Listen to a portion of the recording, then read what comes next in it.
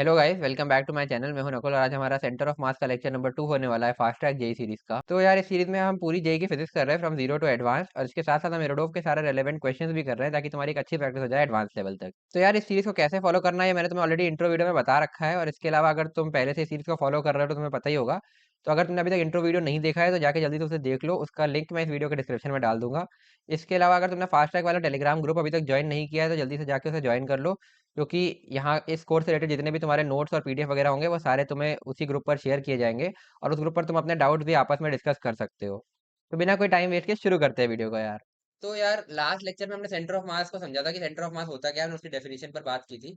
अच्छा, एक बच्चा पूछ रहा था कि रिजिड बॉडी की डेफिनेशन क्या होगी। तो रिजिड बॉडी का मैंने तुम्हें जस्ट आइडिया दिया था कि रिजिड बॉडी के लिए मतलब उस पर हम डायरेक्टली काइनेमेटिक्स वगैरह नहीं लगा सकते, तो उसके लिए हमें सेंटर ऑफ मास की जरूरत होती है।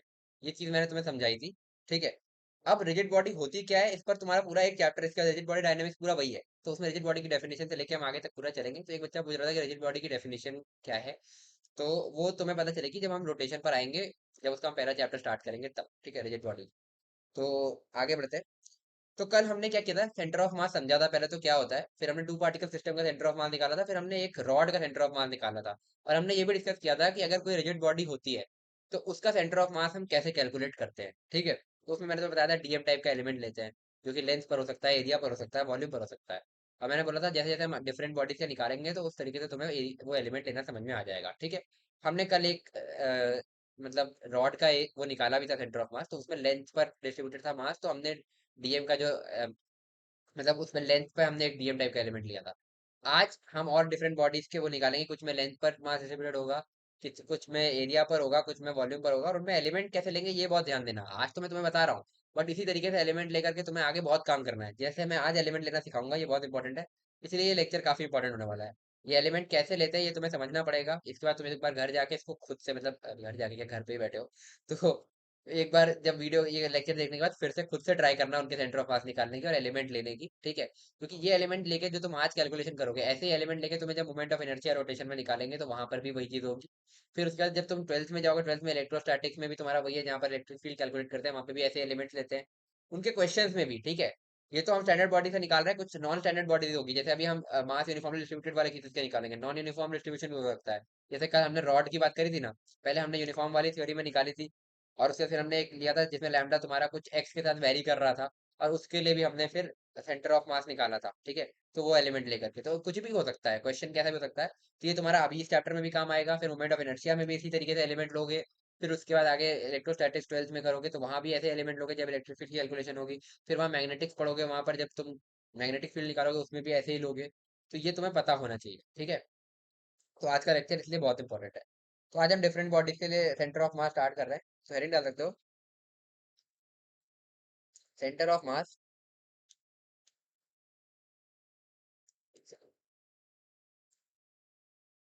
मैं सही कर लूँ इसकी। हाँ। ठीक है। Centre of mass of some regular shape bodies of some, इनके तुम्हें डायरेक्ट पता हो तो तुम क्वेश्चंस करने में आसानी हो जाएगी तुम्हें, इसलिए हम इसको कैलकुलेट कर रहे हैं। Regular shape bodies with uniform mass distribution. हाँ, ये भी ध्यान रखना, नॉन यूनिफॉर्म होगा तो ये नहीं होंगे, क्योंकि फिर वही है ना, तुम्हें बात तो हम कल कर चुके हैं इस बारे में कि नॉन यूनिफॉर्म मास डिस्ट्रीब्यूशन होगा तो सेंटर ऑफ सिमेट्री और मतलब जो बॉडी की सिमेट्री के हिसाब से आएगा वो सेम नहीं होगा। ठीक है। तो वो डिफरेंट होगा, फिर एलिमेंट ऐसे ही लोगे, सॉल्व ऐसे ही करोगे, बट सेंटर ऑफ मास कुछ और आएगा जो अभी हम यहाँ से कैलकुलेट करेंगे। स्टैंडर्ड रिजल्ट ये तुम याद रख सकते हो, पर ये ध्यान रखना कि ये रेगुलर बॉडीज में साथ साथ एक और चीज है कि मास डिस्ट्रीब्यूशन यूनिफॉर्म होना चाहिए, विद यूनिफॉर्म मास डिस्ट्रीब्यूशन। अगर नॉन यूनिफॉर्म है तो तुम ऐसे ही एलिमेंट लेकर के खुद से कैलकुलेट करना, मास डिस्ट्रीब्यूशन। ठीक है। तो आज बहुत सारी बॉडीज के हम देखेंगे, जो स्टैंडर्ड बॉडीज है वो सारी देखेंगे। तो आज का लेक्चर हमारा इसी पर है पूरा। ठीक। तो सबसे पहले हमारा आएगा semi circular ring. Semi circular ring. चलो,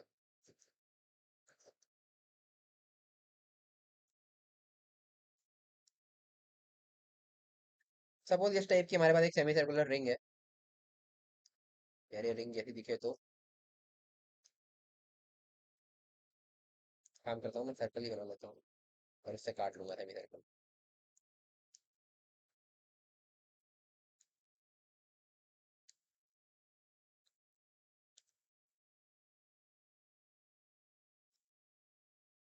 ठीक है, ये सेमी सर्कुलर रिंग हो गई। ठीक है, रिंग है मतलब वही जैसे रॉड को बेंड कर दिया है ना, लेंथ पर ही मास डिस्ट्रीब्यूटेड है, समझ रहे हो बात को। अब इसमें मैं कुछ ओरिजिन मान लेता हूँ, सपोज मैं इसके सेंटर को ओरिजिन मान लेता हूँ। ये है तुम्हारा ओरिजिन। ठीक है, ये मैंने मान लिया एक्स एक्सेस और ये मैंने मान लिया वाई एक्सेस।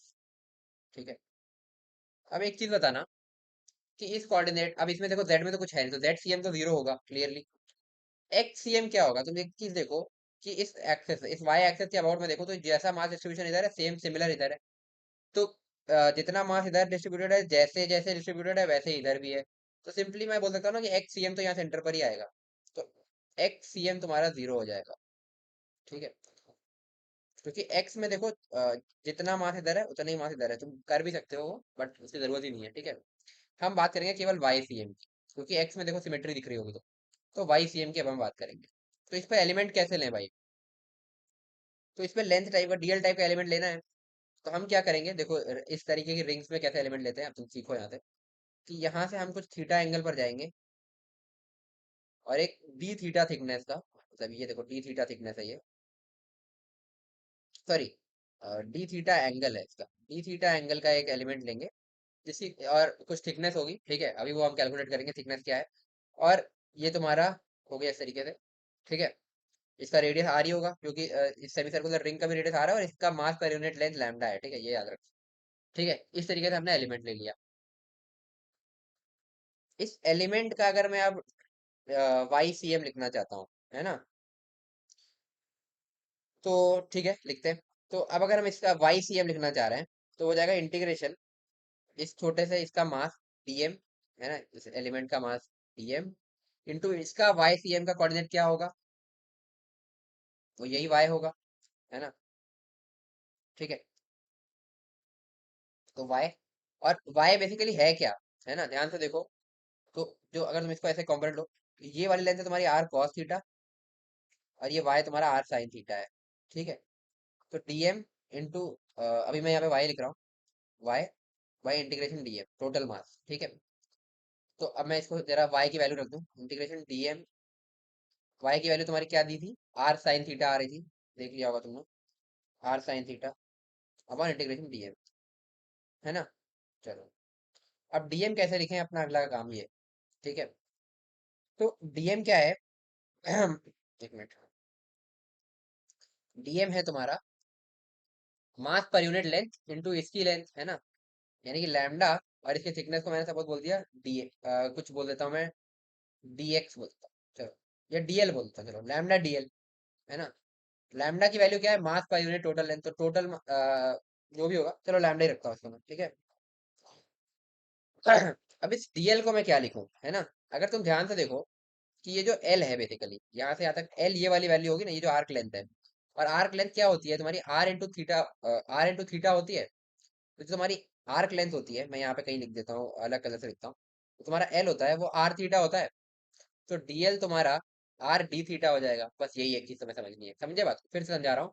यहाँ से यहाँ तक l लेंथ गए हो तुम, है ना, तो l की वैल्यू होती है r थीटा के बराबर, जो कि इस रिंग का रेडियस और थीटा एंगल ही घूमा। ठीक है, r थीटा के बराबर, तो l equal to r theta लिखा, दोनों साइड डिफरेंशिएट करोगे तो r तो कांस्टेंट है, थीटा वेरी कर रहा है तुम्हारा। ठीक है, और इसी के साथ साथ ये l भी वेरी कर रहा है ना।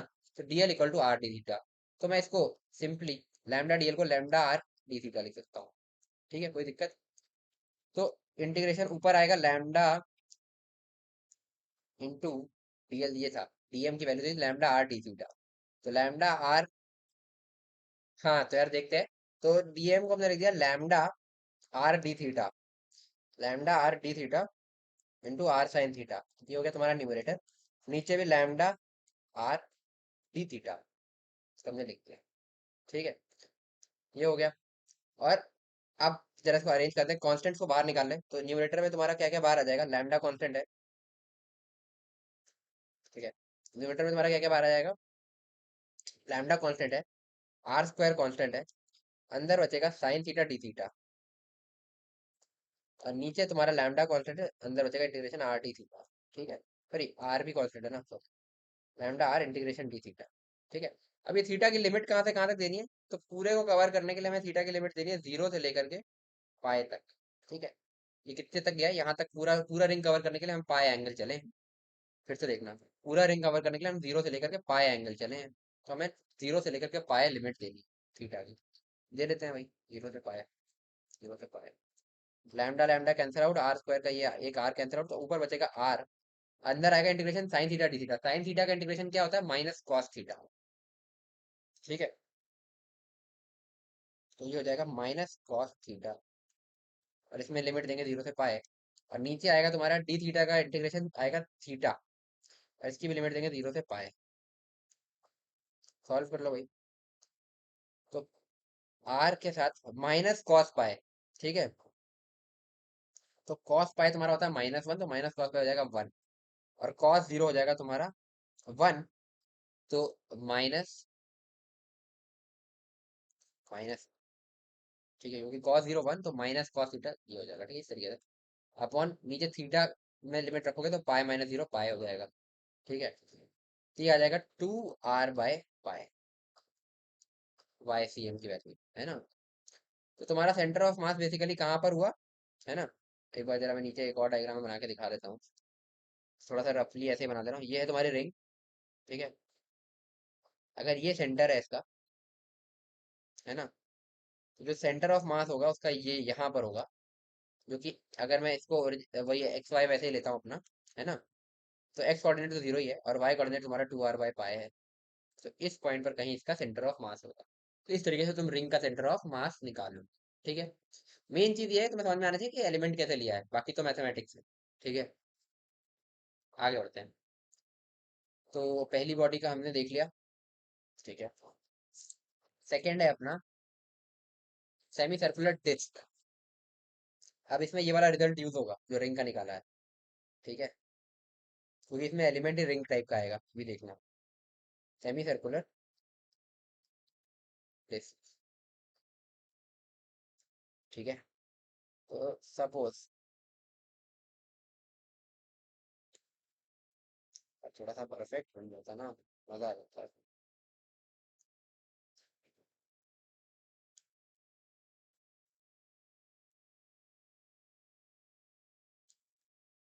सर्कल ही बनाते हैं यार, उसी से काटते हैं भाई, ये बेस्ट ऑप्शन लग रहा है।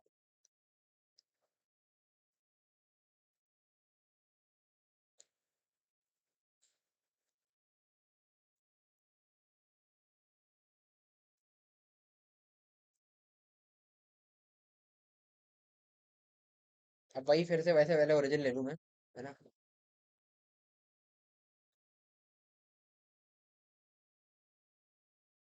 ये है तुम्हारा एक्स एक्सेस, ये है तुम्हारा वाई एक्सेस, और आपके पास फर्क ये है बस कि चार्ज पूरे एरिया में डिस्ट्रीब्यूटेड है ऐसे।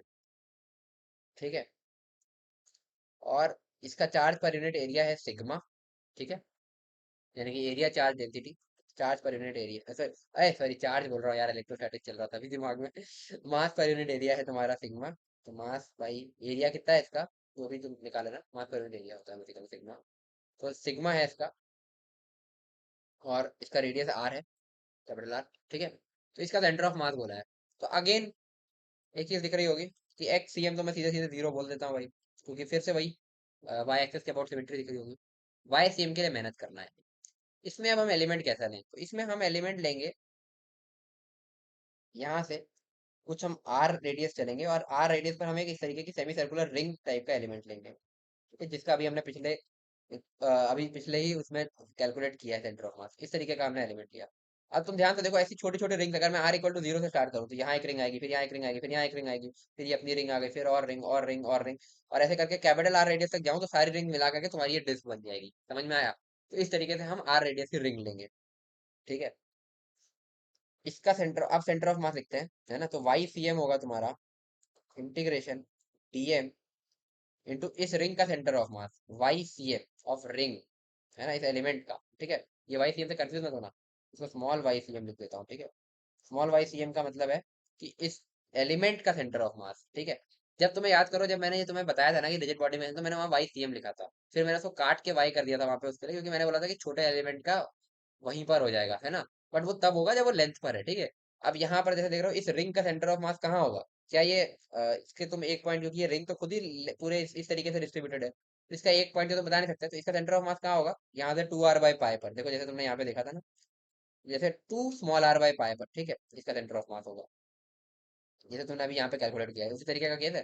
कैपिटल आर रेडियस की रिंग थी, तो उसका 2 कैपिटल R/π था। अभी स्मॉल आर रेडियस की रिंग है, तो 2 स्मॉल r/π पर होगा, ठीक है। और अपॉन इंटीग्रेशन डीएम, है ना। अब जरा मैं इसको और सिंप्लीफाई करता हूँ, तो डीएम वाई सी एम को मैंने क्या बोला, 2r/π हो जाएगा, क्योंकि स्मॉल आर रेडियस की ये अपना एलिमेंटल रिंग जो है, ठीक है, वो है। तो 2r/π हो गया अपॉन इंटीग्रेशन डीएम। अब बात आती है डीएम कैसे लिखा जाए। तो डीएम होगा तुम्हारा, यहाँ नीचे अलग कलर से लिखता हूँ। तो डीएम होगा तुम्हारा sigma charge per unit area into its area, इसका एरिया डीए बोल दिया, ठीक है। तो चार्ज पर यूनिट एरिया, है ना, तो वो तो सिग्मा गिवन है, तो सिग्मा इंटू इसका एरिया कैसे लिखोगे? ये पूरी लेंथ है 2πr, है ना। ये वाली लेंथ है 2πr, और फिर थिकनेस है dr, ठीक है, ये ध्यान रखना। तो थिकनेस है dr, तो 2πr लेंथ को dr थिकनेस से मल्टीप्लाई किया, तो ये पूरा एरिया मिल गया। तो इसका एरिया लिख दोगे सिग्मा इंटू 2πr dr, ठीक है। ये हो गया तुम्हारा डीएम की वैल्यू। इसको यहाँ पे रखो भाई नीचे, ठीक है। तो ऊपर आएगा integration sigma 2πr dr into 2r/π। नीचे आएगा इंटीग्रेशन सिग्मा 2πr dr, ठीक है। अब जो जो कट रहा है पहले काट लो, यहाँ से पाई से पाई कट जाएगा, बस यही है। तो और ऊपर नीचे सिग्मा सिग्मा काट दूं क्या? ठीक है। तो ऊपर बचेगा इंटीग्रेशन 2r² dr, अपॉन नीचे बचेगा इंटीग्रेशन 2πr dr, है ना। फिर से यहाँ से 2 और 2 काट देते हैं, और एक आर से एक ये काट देते हैं। सॉरी, ये आर नहीं काट सकते यार, सॉरी, है ना, वो तो इंटीग्रेशन के अंदर है। तो ऊपर बनेगा इंटीग्रेशन r² dr, और नीचे बनेगा इंटीग्रेशन πr dr। इसको थोड़ा सा और सिंप्लीफाई, इंटीग्रेशन r²dr, अपॉन ये पाई को बाहर निकाल दिया, इंटीग्रेशन r dr। अब r की लिमिट कहाँ से कहाँ दे दूं भाई? फिगर देखो, सबसे छोटी रेंज यहाँ से चालू होगी 0 से, r = 0 से लेकर के कैपिटल आर तक जाना है। तो 0 से कैपिटल आर मैं इसकी लिमिट दे दूं। तो ऊपर नीचे दोनों में 0 से कैपिटल आर लिमिट दे देता हूँ। अब इंटीग्रेशन करो, r² का इंटीग्रेशन क्या होगा, r³/3, तो ऊपर आएगा r³/3, और इसमें हम 0 से कैपिटल आर रखेंगे, और नीचे आएगा पाई, आर का इंटीग्रेशन होगा r²/2, r²/2, इसमें भी हम 0 से कैपिटल आर लिमिट रखेंगे, ठीक है। तो ऊपर आएगा तुम्हारा r³/3, नीचे आएगा पाई r²/2, ठीक है। r² और यहाँ से ये क्यूब हट जाएगा। अब बचेगा तुम्हारे पास 2r/3π। कुछ गड़बड़ हो रहा है क्या?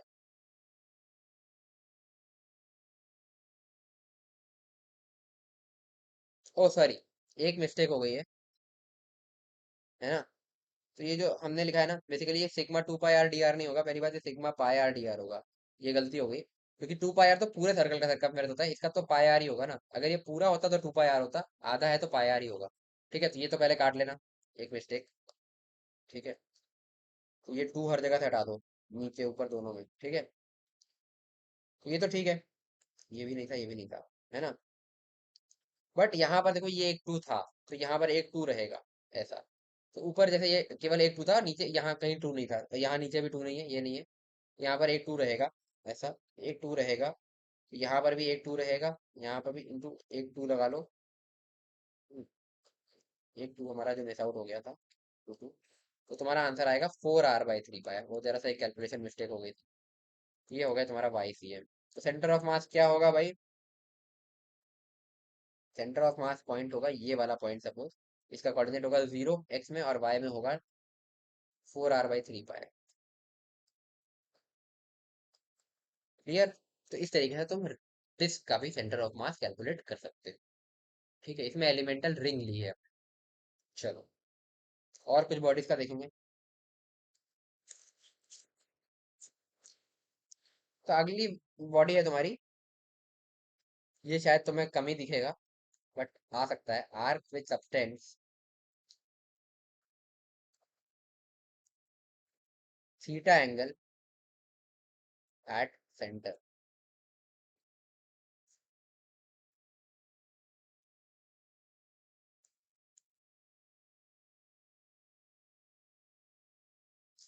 चलो, तो ये कुछ इस तरीके का है। अब वो एक आर्क है,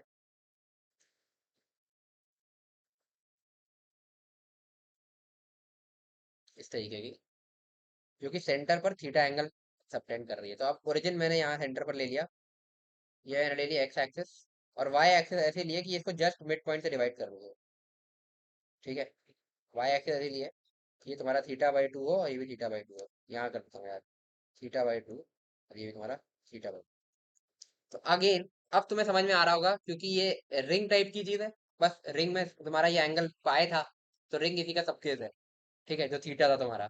अब ये कुछ और है, ठीक है। इसमें एलिमेंट कैसे लेंगे, वही है ना। मैं इस बार थोड़ा सा वर्टिकल से एंगल ले लेता हूँ, ज्यादा आसान पड़ेगा। ठीक है, तो वो भी तुम्हें करके दिखा देता हूँ। तुम हॉरिजॉन्टल से यहाँ से लेना चाहो तो भी ले सकते हो, बट वो कोई वो नहीं होगा, या तो वर्टिकल या तो हॉरिजॉन्टल लेना चाहिए अपने को। ठीक है, तो कहाँ से लूँ तुम बताओ, वर्टिकल से लूँ कि हॉरिजॉन्टल से लूँ? चलो ठीक है, मैं हॉरिजॉन्टल से लेता हूँ। वही नहीं, ठीक है, वर्टिकल से भी ले सकते हो। हॉरिजॉन्टल से अल्फा एंगल लिया, वही रिंग की तरीके में। तो वही एक्स सी एम, तो फिर वही जीरो होगा, है ना, क्योंकि सेम बराबर जगह पर, बराबर दोनों तरफ सिमेट्री है।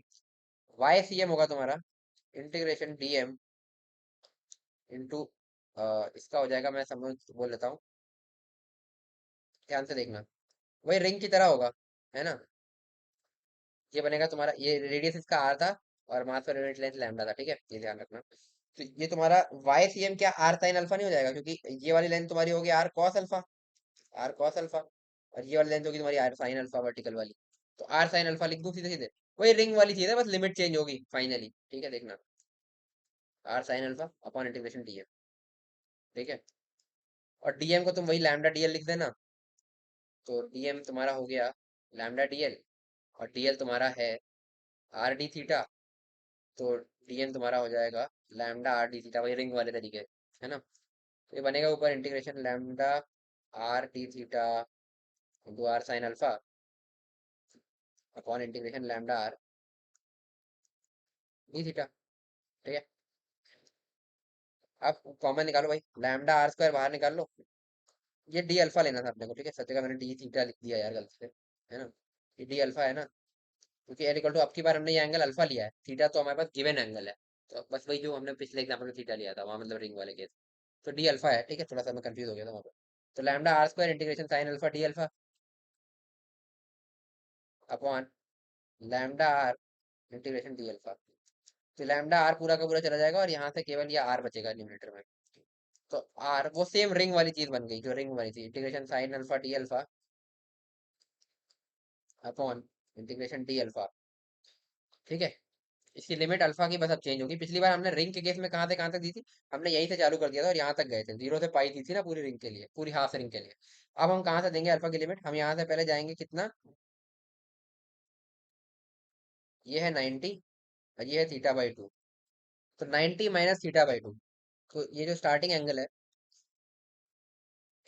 ठीक है, ये जो स्टार्टिंग एंगल है, ये तुम्हारा 90 माइनस थीटा बाई टू होगा, और ये जो एंडिंग एंगल होगा, ये होगा तुम्हारा कितना, 90 प्लस थीटा बाई टू, क्योंकि यहाँ तक आओगे 90, है ना, यहाँ तक आओगे 90, और फिर ये थीटा बाई टू और जाओगे। तो 90 माइनस थीटा बाई टू से 90 प्लस थीटा बाई टू तुम्हारी लिमिट हो जाएगी। तो लिमिट लगा देता हूँ, 90 माइनस थीटा बाई टू से 90 प्लस थीटा बाई टू, और यहाँ पे भी 90 माइनस थीटा बाई टू से 90 प्लस थीटा बाई टू। अच्छा, अगर तुम वर्टिकल से एंगल लेते ना, तो तुम्हारा यही आसान हो जाता, जो मैं कह रहा था कि यहाँ से अल्फा एंगल ऐसा ले लो वर्टिकल से, तो उस केस में तुम लिमिट सीधे सीधे यहाँ से दे देते अल्फा से लेकर के माइनस अल्फा ऐसे ही दे सकते थे कुछ इस तरीके की। ठीक है, तो वो भी हम देख लेंगे जब डिस्क के केस में करेंगे ना, ऐसे डिस्क भी है अगला, थीटा एंगल वाली सब टेंड जो करती होगी, तो उसमें हम वो चीज करके देख लेंगे। ठीक है, अभी मैंने तुम्हें इसलिए करके दिखाया कि चलो ठीक है, रिंग वाले से तुम्हारा एक सिमिलर टाइप का केस बन जाए। तो आर साइन का बनेगा तुम्हारा क्या, माइनस कॉस अल्फा, तो माइनस को मैंने बाहर निकाल लिया और अंदर केवल कॉस अल्फा छोड़ा। ठीक है, और 90 माइनस थीटा बाई टू से 90 + θ/2 अपॉन नीचे बनेगा डी अल्फा का अल्फा ही बनेगा, तो बनेगा 90 + θ/2 -90 - θ/, तो ऊपर माइनस आर रहने दो, cos 90 + θ/2, तो cos 90 + थीटा क्या होता है तुम्हारा, साइन बन जाएगा बेसिकली वो, है ना। तो cos 90 + थीटा हो जाता है तुम्हारा सेकेंड क्वाड्रेंट में cos नेगेटिव माइनस साइन, है ना। तो -sin θ/2, ठीक है। थोड़ा सा ट्रिग्नोमेट्री यहाँ पे कॉम्प्लेक्स हो गई, मेरे को वहीं से अल्फा लेना चाहिए था, करो कोई नहीं। और 90 - θ/2, तो cos 90 - θ sin थीटा होता है, तो माइनस sin θ/2, ठीक है। ये बनेगा, अपॉन नीचे बनेगा 90 + θ/2 -90, तो ये दोनों कट जाएंगे फाइनली, θ/2 -θ/2 माइनस माइनस θ/2 यानी कि 2θ/2 यानी कि थीटा, ये बनेगा। अब ऊपर बनेगा तुम्हारा -2 sin θ/2 इंटू माइनस आर, यानी कि माइनस माइनस प्लस हो जाएगा, तो 2r sin θ/2 बनेगा ऊपर, अपॉन थीटा बनेगा।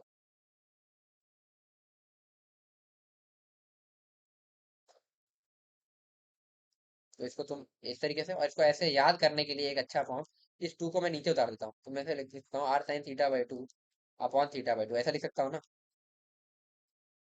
समझ में आया, ये हो गया y/c/m इसका। तो ये याद करने में फॉर्म ज्यादा इजी लग रहा होगा, r sin θ/2 अपॉन θ/2। कुछ नहीं किया है, इस टू को नीचे डिनोमिनेटर में ले आए हैं, यहाँ से हटा के, समझे बात कर, बस यही है। तो इस तरीके से तुम कर सकते हो। इसका बेटर मेथड होगा कि तुम यहाँ से अल्फा एंगल पर एलिमेंट लो, फिर तुम्हारा जो है ये वाला डिस्टेंस होगा आर साइन अल्फा, और ये तुम्हारा बनेगा आर कॉस अल्फा, और फिर लिमिट तुम अल्फा की दो, यहाँ से अगर इधर गए तो -90 से 90 तक की कुछ लिमिट दे सकते हो, 90 से -90, ठीक है इस तरह से। चलो, वैसे हम एंटी क्लॉकवाइज को पॉजिटिव लेते हैं, तो -90 इधर होगा और इधर 90 होगा, तो -90 से 90 बोल सकते हो, ठीक है। तो वो चीज़ ट्राई करना तुम अपने आप से एक बार। बाकी डिस्क वाला केस मैं उसी तरीके से कराता हूँ, चलो। डिस्क में तो शायद वो लेना ही नहीं पड़ेगा ना, हमें इस आर्क वाले केस का यूज करना पड़ेगा डिस्क में, उसमें एंगल लेना ही नहीं है। तो डिस्क में एंगल लेना नहीं, सॉरी। जैसे हमने रिंग का यूज करके सेमी सर्कुलर, रिंग का यूज करके सेमी सर्कुलर डिस्क का निकाला था, वैसे आर्क का यूज करके अब हम थीटा एंगल वाली इसका प्लेट का निकालेंगे, ठीक है। तो फोर्थ तुम्हारा है प्लेट विथ सबटेंस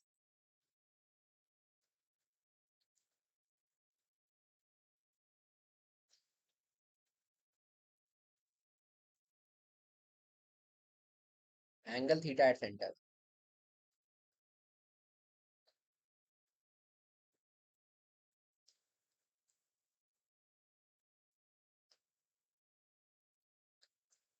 ठीक है। तो देखते हैं भाई, ये वैसे तुम याद कर लेना स्टैंडर्ड वाले, क्योंकि इसके क्वेश्चन डायरेक्ट कभी कभी आ जाते हैं ना, तो टाइम बचेगा, ठीक है। बस इसमें फर्क ये है कि मास ऐसे डिस्ट्रीब्यूटेड है पूरे पे, ठीक है। चार्ज डेंसिटी मतलब सॉरी मास डेंसिटी सिग्मा ले ली, अब इसका रेडियस कैपिटल आर ले लिया, ठीक है। ओरिजिन मैंने यहाँ पर ले लिया, फिर उसी तरीके से ये हो गई तुम्हारी एक्स एक्सेस, ये हो गई तुम्हारी वाई एक्सेस, ये हो गया θ/2, ये हो गया θ/2, और टोटल एंगल थीटा था ही, ठीक है। इस तरीके से अब इसमें हम एलिमेंट क्या लें, हम एक काम करते हैं, जैसे हमने रिंग के केस में किया था, यहाँ से कुछ हम चलेंगे आर रेडियस, और एक इस तरीके की रिंग लेंगे, ठीक है। ये हो गया हमारा एलिमेंट, मतलब आर्क लेंगे, जिसकी थिकनेस होगी डी आर, है ना। इसका सेंटर ऑफ मास लिखेंगे इंटीग्रेशन टी एम वाई सी M, small Y C M मतलब एलिमेंट का है, अपॉन इंटीग्रेशन डी एम, ये तुम्हारा इसका वाई सी एम निकल आएगा, ठीक है। फिर इंटीग्रेशन डी एम, इसकी वाई सी एम की वैल्यू हमने ऊपर लिखी थी r sin θ/2 अपॉन θ/2, तो आर की जगह यहाँ पर बस स्मॉल आर हो जाएगा, ये हम रिपीट कर रहे हैं चीज बस, समझ रहे हो ना, r sin θ/2 upon θ/2 upon integration d m. अब डीएम लिखते हैं, कैसे लिखेंगे, तो डीएम बराबर होगा तुम्हारे सिग्मा डीए के, और डीए कैसे लिखूं, यहाँ से अगर मैं देखूं तो डीए होगा तुम्हारा, ये वाली लेंथ कितनी है भाई, क्या ये आर थीटा है, स्मॉल आर थीटा, ठीक है, आर्क लेंथ आर इंटू जितना एंगल सबटेंड कर रही थीटा, तो आर थीटा इंटू इसकी थिकनेस कितनी है डी आर, है ना। तो ये आर्क लेंथ है आर थीटा इंटू थिकनेस से मल्टीप्लाई किया तो ये पूरा एरिया आ गया, तो आर थीटा डी आर। तो इसको मैं लिख सकता हूँ sigma R theta D R. Clear, DM की वैल्यू बस यहाँ पे रखनी है। ये बनेगा integration sigma R theta D R R sine theta by two upon integration sigma R theta D R, और ये अपॉन थीटा बाई टू भी था यार। ठीक है, ये मिस आउट हो गया, लेकिन थोड़ा सा ढंग से लिख देता हूँ ना, कंफ्यूजन हो जाएगी। Upon theta by two upon sigma R theta D R. ठीक है, थोड़ा सा चीजें बाहर निकालते हैं। तो सिग्मा थीटा और साइन थीटा बाई टू,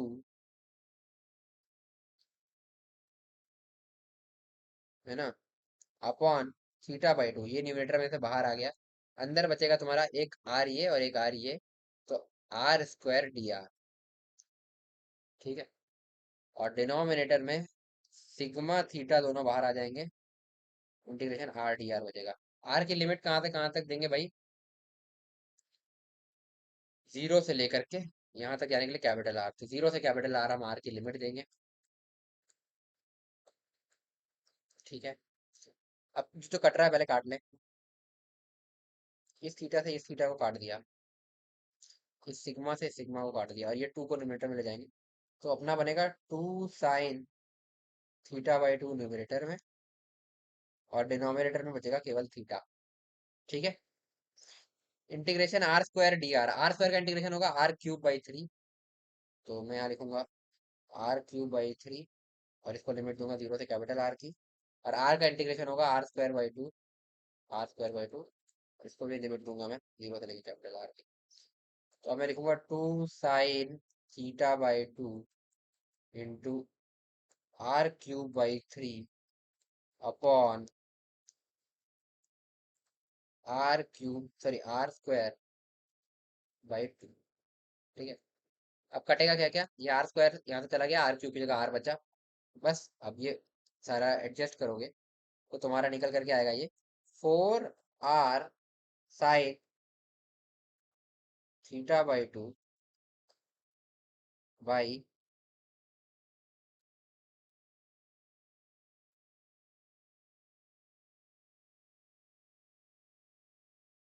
यहाँ एक थीटा भी था ना, तो थीटा अपने से मिस आउट होगा, थ्री थीटा। और इसको थोड़ा सा बेटर फॉर्म में याद करने के लिए फिर वही, इसको थीटा की जगह थीटा बाई टू करूंगा तो ऊपर टू आर बचेगा, two R sine theta by two upon three theta by two. ठीक है, इस तरीके से याद करने के लिए बेटर रहेगा, थीटा बाई टू कर दिया दोनों तरफ, तो ये हो गया टेस्ट का। ये रिजल्ट भी तुम याद कर सकते हो। बाकी वैसे मैं कहूंगा वो स्टैंडर्ड वाले रिंग सेमी सर्कुलर वाले याद कर लो, और एक आर्क वाला चाहो तो कर लो, R sine theta by two one theta by two easy है। ये वाला तुम डिराइव कर लेना, इसको याद करने की जरूरत नहीं है। कर पाओ तो कर लो भाई, तुम्हारी मेमोरी है, two R sine theta by two one three theta by two. ठीक है, आगे बढ़ते हैं। नेक्स्ट बॉडी है हमारी सॉलिड हेमिस्फीयर।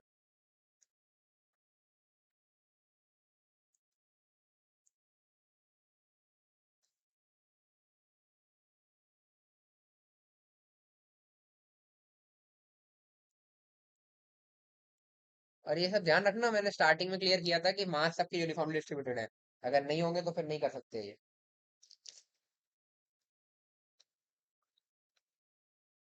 फिर एलिमेंट लेने का प्रोसीजर यही होगा, बट सेंटर ऑफ मास फिर से एलिमेंट लेकर के कैलकुलेट करना पड़ेगा, ये वैल्यूज गलत हो जाएंगे। चलो, सेमी सॉलिड हेमिस्फीयर से मेरा क्या मतलब है, सपोज ये एक स्फीयर है,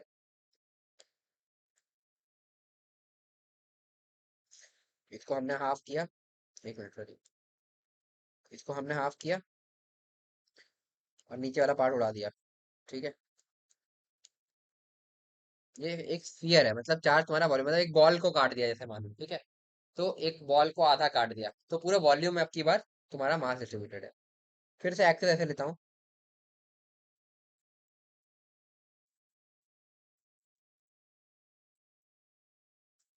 ये होगा तुम्हारा एक्स, ये होगा तुम्हारा वाई, और ये होगा तुम्हारा जेड। अब एक चीज बताना मेरे को, ठीक है। अगर एक बॉल को, सपोज एक बॉल है ना, और उसको आधा काट दिया, तो तुम्हें जो ये नीचे से दिख रहा होगा, है ना, सपोज ये बॉल थी, ऐसे आधा काट दिया, मैं कैसे समझाऊं, तो जो नीचे से दिख रहा होगा क्रॉस सेक्शन जो होगा वो तुम्हें एक स्फीयर दिख रहा होगा, है ना। तो बेसिकली अगर स्फीयर जो होगा तुम्हारा वो क्या एग्जैक्ट प्लेन में होगा, अगर तुम यहाँ से रियलाइज कर पा रहे हो इस चीज को, बॉल तुम्हें पास है नहीं वरना मैं करके दिखा देता, ठीक है।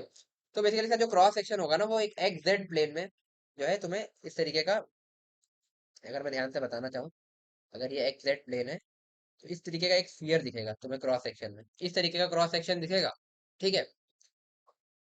तो एक्स जेड प्लेन में अगर तुम देखो क्रॉस सेक्शन ऐसा दिखेगा, तो तुम्हारा एक्स सीएम और जेड सीएम दोनों फिर से जीरो हो जाएगा इस केस में। तो एक्स सीएम भी तुम्हारा जीरो हो जाएगा क्योंकि सिमेट्री है, और जेड सीएम भी तुम्हारा जीरो हो जाएगा। कैलकुलेट हमें क्या करना पड़ेगा, बस वाई सीएम। तो अब उसी की अब हम बात करेंगे। तो इसमें हम एलिमेंट कैसा लेते हैं, अब ये देखो, है ना, पूरे वॉल्यूम में तुम्हारा मास डिस्ट्रीब्यूटेड है, पहली बात क्लियर कर दो वो चीज़, है ना। और वॉल्यूम मास डिस्ट्रीब्यूशन तुम्हारा है, मतलब मास पर यूनिट वॉल्यूम रो है, और इसका रेडियस कैपिटल आर है, तो ठीक है, ये हो गया। अब इसमें एलिमेंट कैसा लिया मैंने, यहाँ से मैं कुछ आर रेडियस गया और मैंने क्रॉस सेक्शन काटा, ठीक है, इस तरीके का। तो ये जो क्रॉस सेक्शन बेसिकली होगा, है ना, क्या ये एक डिस्क नहीं होगी।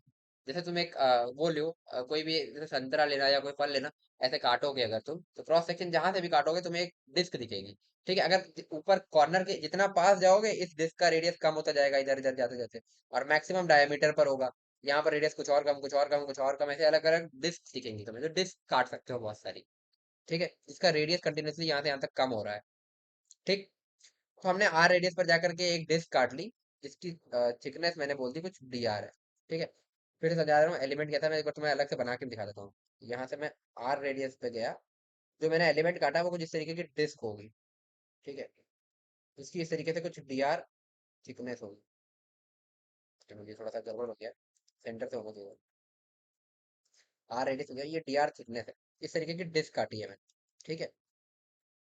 तो ये हो गया, है ना। अब इस डिस्क का सेंटर ऑफ मास कहाँ होगा भाई, इस डिस्क के सेंटर पर ही होगा ना, यहाँ पर। तो इसका सेंटर ऑफ मास क्या होगा, अगर मैं यहाँ से आर गया हूँ, आर नहीं सॉरी, मेरे को वाई बोलना चाहिए था, चलो ठीक है मैं वाई बोलता हूँ, ठीक है, क्योंकि आर तो रेडियस है ना, फिर कंफ्यूज हो जाओगे।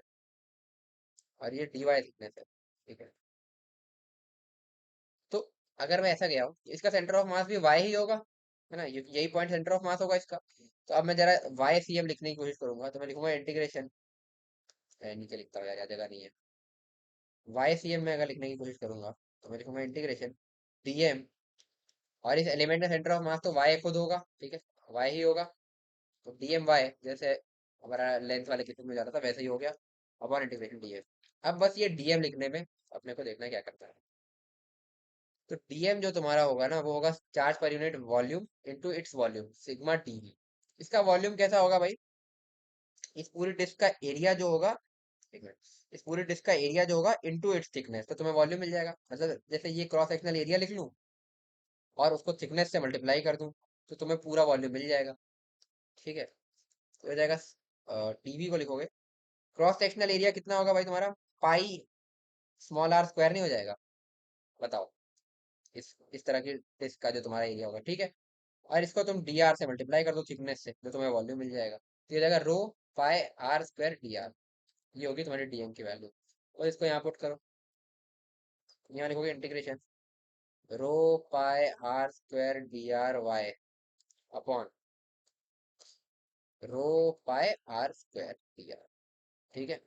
कॉन्स्टेंट्स बाहर निकालो ऊपर नीचे, तो ऊपर आएगा तुम्हारा रो पाई वाई, बाहर आएगा integration are square D r अंदर बचेगा, अपॉन रो पाई अंदर बाहर आएगा इंटीग्रेशन, कुछ गड़बड़ हो रहा है क्या, एक मिनट, तुम वाई बाहर नहीं निकाल सकते, सॉरी, क्योंकि वाई भी तो चेंज हो रहा है ना। तो आर और वाई में कुछ एक रिलेशन हमें निकालना पड़ेगा, ठीक है। तो करते हैं, कुछ कोशिश करते हैं। इस वाई को भी मैं आर के टर्म्स में ले आऊं तो मेरा काम बन जाए, या आर को मैं वाई के टर्म्स में ले आऊं, ठीक है, कुछ करते हैं। तो क्या कर सकते हैं, ये वाई है, ये आर है, और ये तुम्हारा रेडियस है, ध्यान से देखना। ठीक है, ये वाला तुम्हारा रेडियस है स्फीयर का, कैपिटल आर। तो क्या मैं इस ट्राइंगल में, ये जो मेरा ट्राइंगल बन रहा है, ध्यान से देखना, ये वाला ट्राइंगल, इसमें मैं पाइथागोरस थ्योरम लगाऊं तो मैं क्या ये नहीं कह सकता y square plus small r square equal to capital R square? ठीक है, अब इसी चीज को हम यूज करने जा रहे हैं। तो मैं बोल रहा हूँ Y square plus small r square is equal to capital R square. ठीक है, स्मॉल आर स्क्वायर तुम्हारा हो जाएगा capital R square minus Y square. तो 2r dr is equal to R square zero का differentiation zero, minus 2y dy हो जाएगा। 2 से 2 काट दो, तो r dr is equal to minus y d y, है ना? तो एक काम करता हूँ, यहाँ ऊपर नीचे इन दोनों में r dr की जगह माइनस वाई डी वाई रख देता हूँ। ठीक है,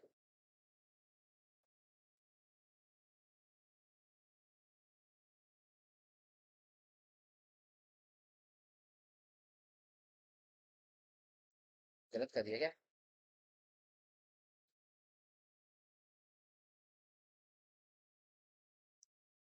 हाँ, हाँ, ये वाई डी वाई है ना?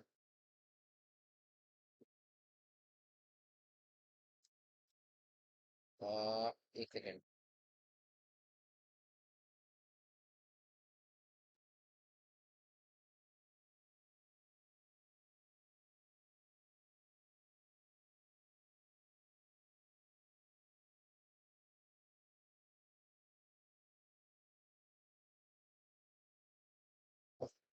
एक मिस्टेक हो गई यार, ये r dr थोड़ी था यार, ये हम ऊपर y गए थे ना और dy थिकनेस लेनी थी, तो हमारा ये तो ये होगा ना। और ये रेडियस r था, ठीक है, कंफ्यूजन हो गई है फिर से। ये रो पाई r पर dy होना चाहिए था अपना। ठीक है, dr नहीं, क्योंकि देखो इसका cross section area pi are square होगा, इंटू dy करोगे ना, तो pi are square into dy, तो पाई आर स्क्वायर इंटू ये dy होना था, r नहीं, गलती हो गई है वहाँ पे। ठीक है, वही मैं सोचा था कुछ तो गड़बड़ हो रही है, तो यही गड़बड़ थी। ठीक है, ये हो जाएगा rho pi are square dy into Y upon, ये हो गया dy। ठीक है, हाँ, अब क्लियर है। तो अब हम क्या करते हैं ना, आर डी आर को वाई डी वाई कर देते हैं।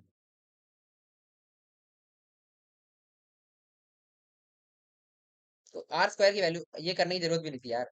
आर स्क्वायर को मैं capital R square minus Y square लिख देता हूँ इस वाले केस में। ठीक है, ये वाला पूरा हटा दो, इसकी जरूरत ही नहीं है, इरेज कर देता हूँ, हटाओ।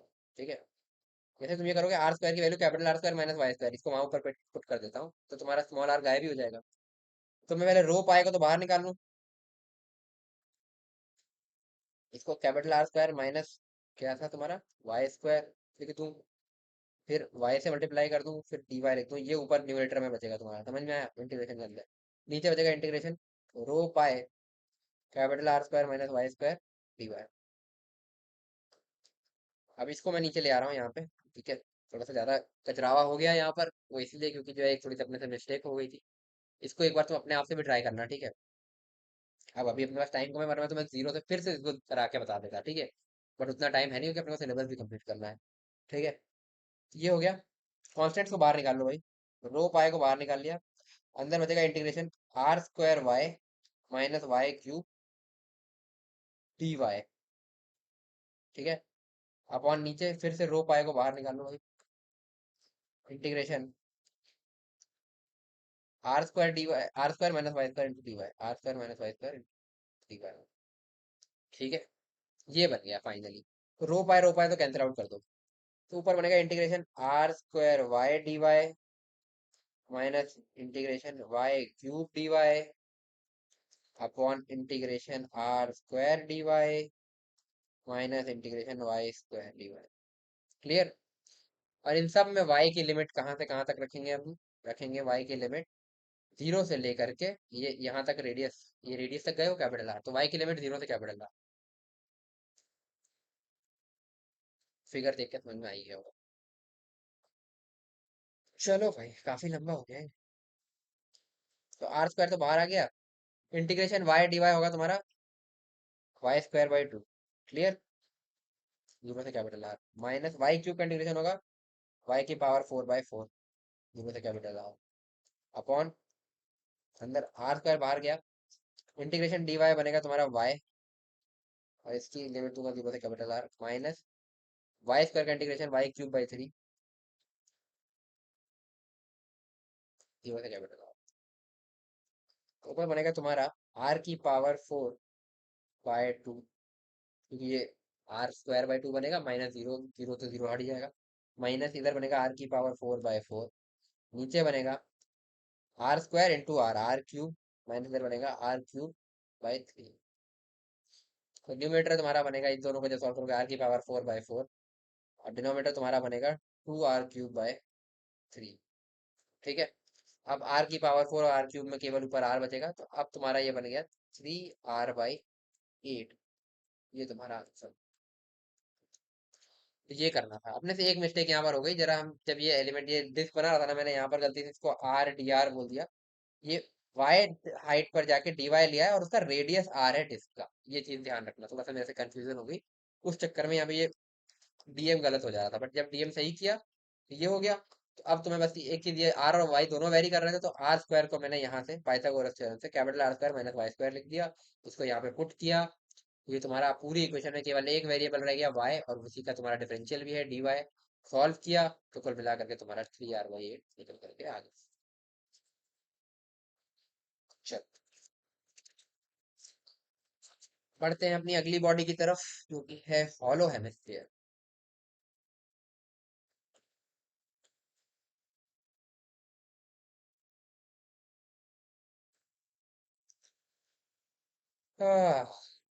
चलो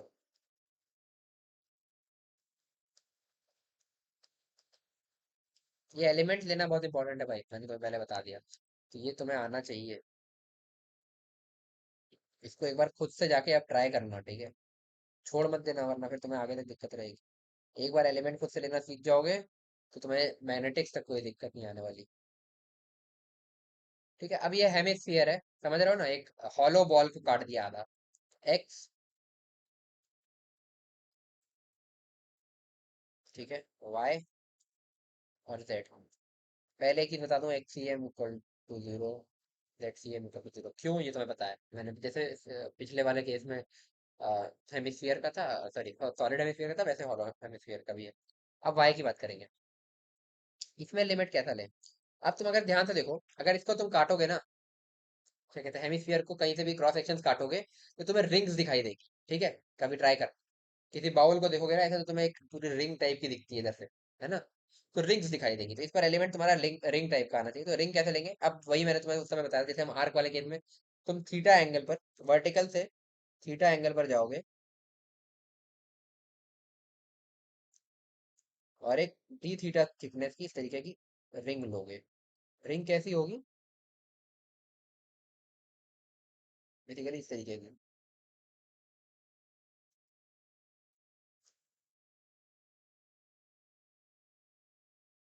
इस तरीके की रिंग होगी। ठीक है। इसकी थिकनेस कुछ होगी डी आर, और डी आर को तुम आर डी थीटा लिख ही सकते हो, इसका मास हो गया डीएम। ठीक है। अब रिंग का सेंटर ऑफ मास क्या होगा भाई, क्या ये पॉइंट नहीं होगा। और ये पॉइंट को तुम कैसे लिख सकते हो, क्योंकि ये इसका खुद का रेडियस देखो, इसका खुद का मास यूनिट लेंथ। मास तुम्हारा बेसिकली एरिया पर डिस्ट्रीब्यूटेड है क्योंकि सॉलिड हेमिस्फीयर था। तो ठीक है। हाँ, इसका मास पर यूनिट एरिया सिग्मा ले लिया और रेडियस कैपिटल आर ले लिया। ठीक है। अब तुम ध्यान से देखो, तो ये जो हाइट है, क्योंकि ये रेडियस तो देखो, ये जो रेडियस है ये वाला, है ना, हटा दे रहा हूँ, ये कैपिटल आर था। तो ये तुम्हारा क्या आर कॉस थीटा नहीं हो जाएगा, हाइट। समझ में आया, क्योंकि ये जो तुम्हारा रेडियस है ये आर है और इसका कॉस थीटा कॉम्पोनेंट तुम्हारा आर कॉस थीटा, ये हाइट है। ठीक है। तो अब वाई सी एम लिखते हैं भाई। वाई सी एम हो जाएगा तुम्हारा इंटीग्रेशन डीएम इंटू इसका वाई सी एम, है ना, small Y C m y integration dm. ठीक है। तो इंटीग्रेशन डीएम, इसका वाई सी एम क्या होगा, ये वाली हाइट यानी कि r cos theta, r cos theta upon integration dm. ठीक है। अब डीएम कैसे लिखना है भाई, इस रिंग का रेडियस क्या होगा भाई? एक बार जरा देखना। हाँ तो यार इस रिंग का रेडियस कितना होगा भाई? ये वैल्यू होगी। क्या ये आर साइन थीटा नहीं होगी? ध्यान से देखो। ये आर है, ये हाइट आर कॉस थीटा है, और ये ट्रायंगल कंप्लीट करो तो ये तुम्हारा r sine theta cosine six, basically तुम्हारा आर का तुमने कंपोनेंट लिया है जो हमने वेक्टर्स में देखा हुआ है, तो ये आर साइन थीटा है, ठीक है। तो जो तुम्हारा ये होगा, डीएम होगा, किसी और डीएम होगा तुम्हारा सिग्मा डीए के बराबर। और डीए जो तुम्हारा होगा वो होगा अगर इस रिंग की बात कर रहे हो ना, इसकी कुछ थिकनेस भी है, ठीक है। इस टाइप की बेसिकली ये रिंग, इस टाइप की कुछ थिकनेस भी है इसकी, है ना। तो इसका सरफेस एरिया कितना होगा? ये 2 pi r into d r लिख सकते हो। 2 pi small r d r, है ना। और स्मॉल आर की वैल्यू क्या है? R sine theta. तो 2 pi capital R sine theta into d r. देखो स्मॉल आर तुम्हारा कैपिटल आर साइन थीटा के बराबर है, तो स्मॉल डी आर तुम्हारा r cos theta D theta के बराबर होगा, ठीक है। Into r cos theta D theta, ये हो जाएगा, ठीक है। थोड़ा सा काम बढ़ गया, बट ये है, ये हो गया डीए। तो डीएम तुम्हारा हो जाएगा सिग्मा डीए के बराबर, जो कि हो जाएगा सिग्मा इंटू में 2 pi R, 2 pi R capital R, ठीक है। 2 pi are square sine theta cos theta D theta. अब मैं समझा देता हूँ एक बार फिर से कैसे किया, क्योंकि थोड़ा ज्यादा लिख दिया यहाँ पर, है ना। तो डीएम तुम्हारा सिग्मा डीए है, ठीक है। डीए तुमने कैसे लिखा? 2 पाई आर इंटू इसकी थिकनेस, थिकनेस मैंने सपोज इसकी रेडियस को स्मॉल आर बोल दिया है, जो कि कैपिटल आर साइन थीटा के बराबर है, तो 2 पाई आर डी आर, ठीक है। यहाँ तक क्लियर। अब are capital R sine theta है, तो डी आर अगर तुम दोनों साइड डिफरेंशिएट करोगे तो स्मॉल डी आर तुम्हारा आएगा, क्योंकि आर कॉन्स्टेंट है, आर साइन थीटा का differentiation cos theta into D theta. और इसी वैल्यू को मैंने उठा करके बस यहाँ पे पुट किया, आर की वैल्यू रखी r sine theta, small d r की वैल्यू रखी r cos theta D theta. फिर इसी को हमने थोड़ा और सिंप्लीफाई किया, sigma into 2 pi are square sine theta cos theta D theta, ये बन गया। अब जरा इसको पुट करते हैं, तो यहाँ बनेगा टू, टीएम की वैल्यू रख रहे हैं sigma 2 pi capital R square sine theta cos theta, और ये कॉस थीटा यहाँ पे पहले से था, तो चलो उसको अभी छोड़ो, cos theta into D theta. और इसमें मल्टीप्लाई करेंगे क्या, ये आर कॉस थीटा और था साथ में आर कॉस थीटा, तो ये हो गया न्यूमरेटर। और नीचे आएगा तुम्हारा केवल टीएम, तो sigma into 2 pi are square sine theta cos theta D theta, ठीक है। तो ये बनेगा तुम्हारा, हाँ, ठीक है। Sigma into pi are square sine theta D theta जो आर कॉस थीटा।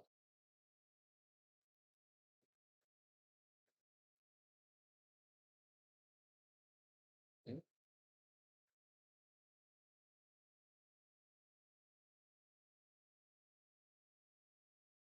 गड़बड़ हो गई है क्या?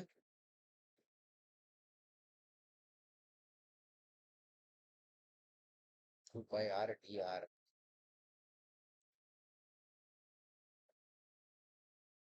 अच्छा हाँ सॉरी सर। हम्म। तो डीएम तुम्हारा सिग्मा डीए होगा, ठीक है। यहाँ पे एक गलती होगी, ये 2 पाई आर इंटू ये होगा तुम्हारा, सॉरी ये डीए थोड़ा सा हमने गलत लिख दिया है, इसको हटा देना। सारे एक साथ कर लिया ना, ये पूरा हटाना पड़ेगा, ठीक है।